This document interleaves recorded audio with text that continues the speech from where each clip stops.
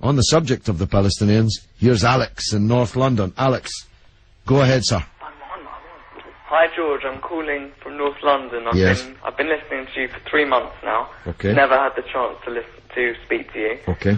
But I was just calling I was listening to you a couple of nights ago, and you were talking to these people, and they were saying that Israel, the Jews, did not have the right to gain Israel from the Palestinians. And I was just saying, throughout history, the Jews have been persecuted, obviously, from the Holocaust, and we were granted Israel as a result of this. And I feel that... granted by whom? We were granted from Britain and other countries, granted us that. Well, what right did Britain have to grant you somebody else's country? Well, it's due because we lost 6 million people... No. I'm not arguing about that. I'm going to come on to that. But what right did Britain have to grant you somebody else's country? We had the right because we lost 6 million people and we did not have a home. Well, yeah, I'm going to ask you for a third time. What right did Britain have to grant you somebody else's country? Well, they didn't. Well, they were giving us the right because it was they were basically gave us because of the. But they gave you somebody else's country. That's the point I'm making, Alex. Can you deal with it? Yeah, but the Jews have also had to. They've dealt with this throughout history. Well, Alex, I don't know if you came on with a script and you can't deviate from it. Can you please answer that point? And we'll come to the Holocaust, and who was responsible for it, and who should have paid, and what they should have paid for it. But given that you've said Britain granted you, and you're presumably saying you because you're Jewish, somebody else's country, I'm asking you, what right did Britain have to grant you somebody else's country? Britain, you could say they didn't have a right, but they came in and dealt with us and with the Jews having lost all these lives, and they basically granted us this land. Okay. Well, I see I'm getting nowhere on this, Alex, so let me deal with your overarching point. Maybe you're just not equipped to deal with the principal point that I have made. The Jews have suffered racist anti-Semitism down the ages in many, many European countries, including our own. They were subject to regular discrimination at best, and pogrom and murder at most. That's undoubtedly true.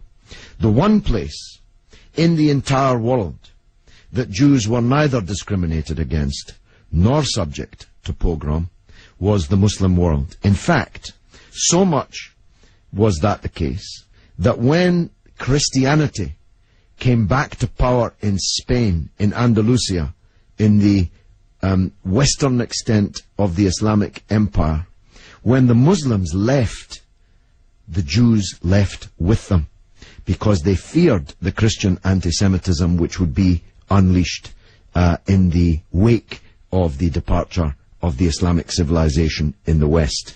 That's why so many Jews are to be found even today, and were to be found in profusion before the creation of the State of Israel, in countries like Morocco and along the North African coast, because under the protection of the Muslims, the Jews left Europe and went to live in North Africa.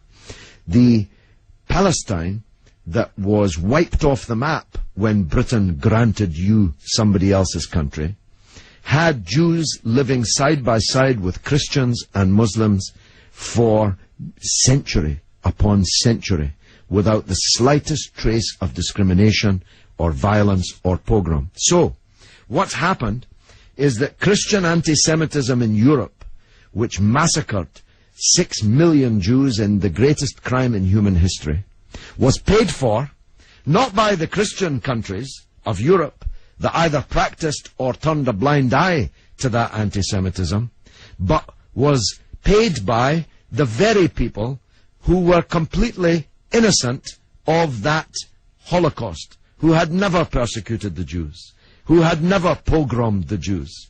And that seems to me to add insult to the injury suffered by a people whose country was wiped off the map, who were dispersed into exile, to make way for a Zionist idea which was granted to European Jews, because these were the first settlers, granted to European Jews by Britain.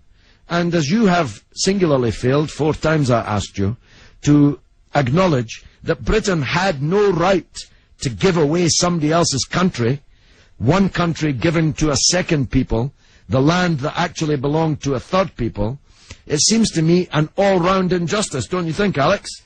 Yeah, I agree that they didn't so much have the right, but they were stepping in after the Holocaust to grant it to the Jews. But it was It was long before the Holocaust that Britain stepped in. Britain stepped in 1917 with the Balfour Declaration made by the British Minister Balfour on our behalf to a group of atheistic Zionist Jews. I make the point about atheism because it's now claimed that this is some biblical land right, as if God was an estate agent. The men to whom Israel was promised were atheistic Jews. They were not only not speaking for all Jews, they represented at that time in 1917 a tiny proportion of the world's Jews. Most of the world's Jews supported communist or socialist parties and ideas at that time. The Zionists represented a tiny sliver of Jewish opinion at that time. Yet Balfour promised them the land which belonged to a third people, without consulting either the British or the world's Jews, and least of all, consulting the Palestinians. Okay, well, thanks very much for talking. Okay, Alex, thanks for listening, my friend.